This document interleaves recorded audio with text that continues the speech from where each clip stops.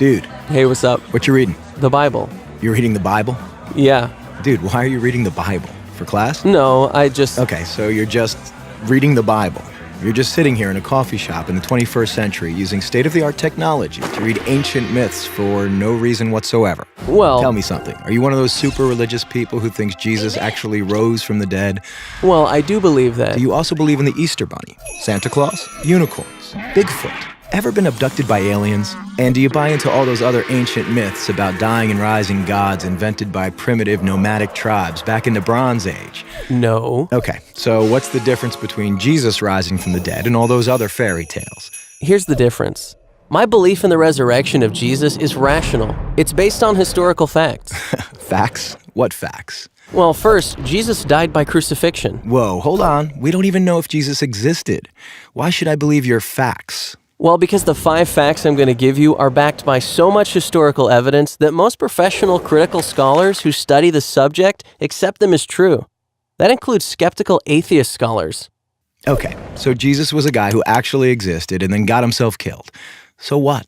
That's the first fact. Second, his disciples were convinced that he rose from the dead and appeared to them.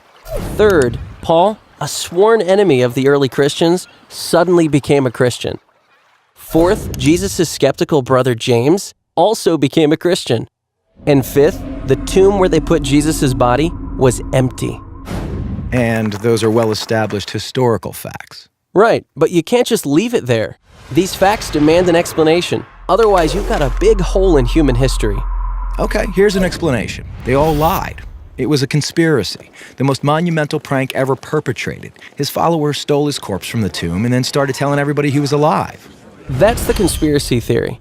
The problem is it doesn't explain the facts. How do a few spineless fishermen, cringing in fear for their lives, subdue a bunch of well-armed, professional Roman guards, roll away a 2-ton stone, steal a body, then hide it from a city swarming with people trying to find it? And why would they do it? The disciples had absolutely nothing to gain by lying about Jesus' resurrection. In fact, they were persecuted, and we have good historical evidence that 5 of them were martyred because of their claim that Jesus rose from the dead.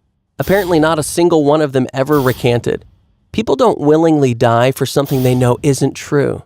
They were there. They knew whether it was true or not. All right, another theory. The disciples thought they saw Jesus alive after he died, but it was just wishful thinking. They were stressed and just kind of hallucinated.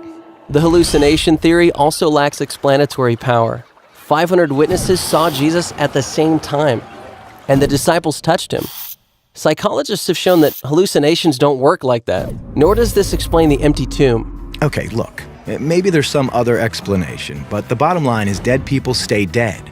Rising from the dead would be a supernatural event, a miracle, and science has proven that miracles don't happen. Oh, really? When did that happen? I don't know. I just kind of heard it somewhere. Science has not disproven miracles. In fact, that would be impossible. Why? Science deals exclusively with natural phenomena, physical matter and material processes, right? Yeah. But a miracle, by definition, is not a natural phenomenon. It's supernatural. So So a supernatural event would lie outside the boundaries of science. It's logically impossible for science to throw out any hypothesis that lies outside its boundaries. why have I never heard this stuff before? I don't know. Maybe because it's scary? Scary. Yeah. As long as Jesus rising from the dead is just a fairy tale, like Santa Claus and unicorns, it doesn't threaten my little world. But if it's a fact, if he actually did rise from the dead, that's huge. It's a total game changer. And that's why it's so hard to think about it objectively. Whoa. Yeah. Big whoa.